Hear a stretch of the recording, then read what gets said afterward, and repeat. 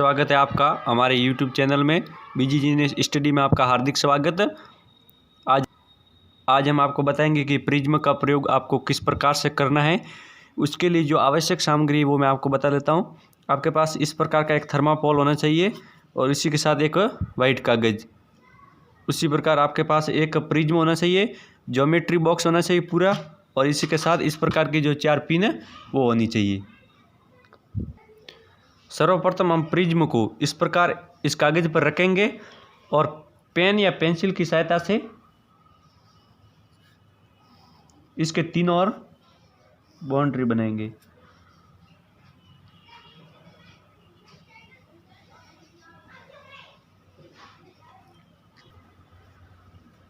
फिर आपको प्रिज्म की जो ये साइड है इस पर आपको एक अभिलंब बनाना है, तो इसके लिए आप चांदे की सहायता ले सकते हैं।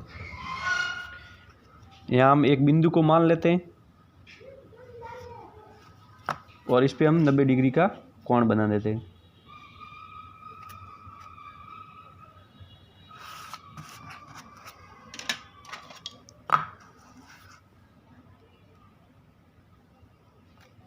और इस पर एक 90 डिग्री का आपका एक कोण बन गया है। फिर हमको वापस चांदे की सहायता से इस रेखा के सापेक्ष 30 डिग्री का कोण लेना है, जो प्रिज्म का आपतन कोण होगा।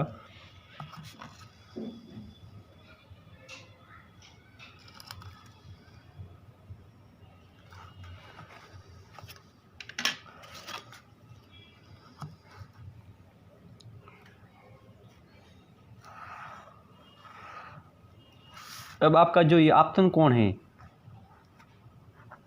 आई बराबर वो है आपका 30 डिग्री का कोण, और जो आगे रेखा है इसको हमें डैश डैश करके आगे बढ़ाना है। अब आपको प्रिज्म को पुनः यहाँ व्यवस्थित कर देना है।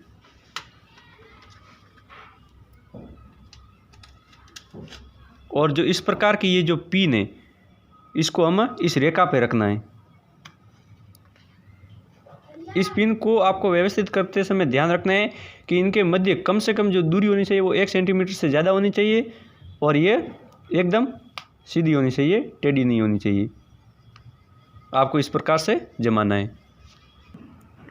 आपको इस प्रकार से प्रिज्म के एक तरफ दोनों पिन को व्यवस्थित करना है, और जो प्रिज्म की ये वाली साइड है इस साइड से इन पिनों को देखना है। तो मैं आपको बताता हूँ किस प्रकार से आपको देखना है। अब आप देख सकते हो, आप यहाँ पे इमेज करोगे कि जो पीले कलर की जो पिन थी वो आपको यहाँ पर दिख रही है, आप इमेज करो। अब हमको क्या करना है, जो ये रेड कलर की पिन है, ये जो पीले कलर की पिन दिख रही है उसकी सीधी रेखा में यहाँ पे जमानी है। एक पिन को जमा के दूसरी पिन को भी हमें उसी प्रकार जमाना है, और इन पिनों को देखना है कि ये पिनों चारों पिनों एक ही चीज़ में हमें नज़र आनी चाहिए।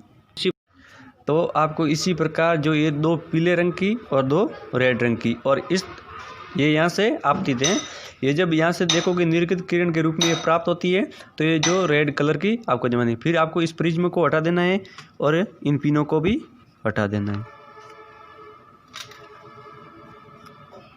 इस प्रकार से आपको पिनों को हटा देना है।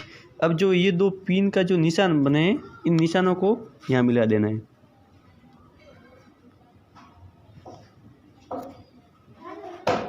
निशानों को आपको मिला देना है और पीछे की तरफ डैश डैश करके बढ़ाना है। अब यहाँ पे आपको एक अभिलंब बनाना है पुनः, जो 90 डिग्री का बनेगा।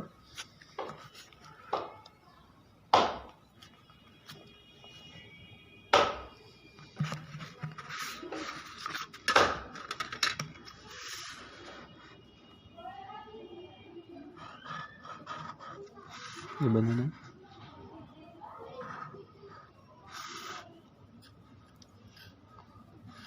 अब आपका ये जो कोण है वो आपतन कोण आई है, और जो ये वाला कोण बनेगा ये आपका निर्गत कोण है, और इन दोनों के मध्य ये जो बहिष कोण बनेगा इसे हम DM द्वारा प्रदर्शित करते हैं, जिसको हम विचलन कोण कहते हैं। अब विचलन कोण इसको क्यों कहते हैं? क्योंकि हमने इसकी परिभाषा पढ़ी है कि आप ये जो आपतन कोण और निर्गत कोण के मध्य बनने वाला बहिष कोण ही हमारा विचलन कोण कहलाता है। तो हमारा जो ये विचलन कोण है वो यही होगा। अब हम आपको देखेंगे कि जो ये वाला कोण है निर्गत कोण वो कितने का बना है। उसके लिए हम आपको इस सांधे की सहायता से हम आपका ये कोण ज्ञात करेंगे। तो जो ये कोण है वो आपका है 20 डिग्री का बन रहा है और जो ये बहिष कोण है वो भी हम ज्ञात करेंगे। तो आपका ये जो बहिष कोण वो बन रहा है वो 47 डिग्री का आपका कोण बन रहा है।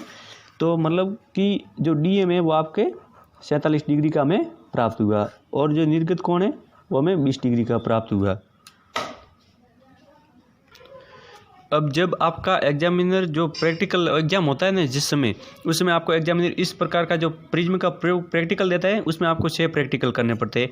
यानी कि जो मैंने I बराबर ये 30 डिग्री रखा है, आपको एक बार I बराबर 30, फिर 35, 40 इस प्रकार से आपको 6 प्रैक्टिकल करने हैं। तो जहाँ तक मेरी प्रैक्टिकल की संभावना है वहाँ तक जब आप 30 डिग्री का आपतन कोण रखते हो तो आपको विचलन कोण 47 डिग्री का प्राप्त होता है। अच्छा सही नहीं है हमारे। जब आप 35 डिग्री का ये कोण बनाते हो तो आपको 45 डिग्री का विचलन कोण प्राप्त होता है। लेकिन जब आप इसी कोण को 40 डिग्री का बनाते हो तो आपको ये प्राप्त होने वाला विचलन कोण भी 40 का होता है। जब आप 45 का करते हो तो आपको 39 का विचलन कोण प्राप्त होता है और जब आप 50 का करते हो तब आपको 40 का, इसी प्रकार 55 तब आपको 45 डिग्री का कोण प्राप्त होगा। अब आपने इस प्रैक्टिकल में एक चीज़ ध्यान से देखी होगी क्या कि जब आपने 45 डिग्री का कोण बनाया तब आपके 39 का बना।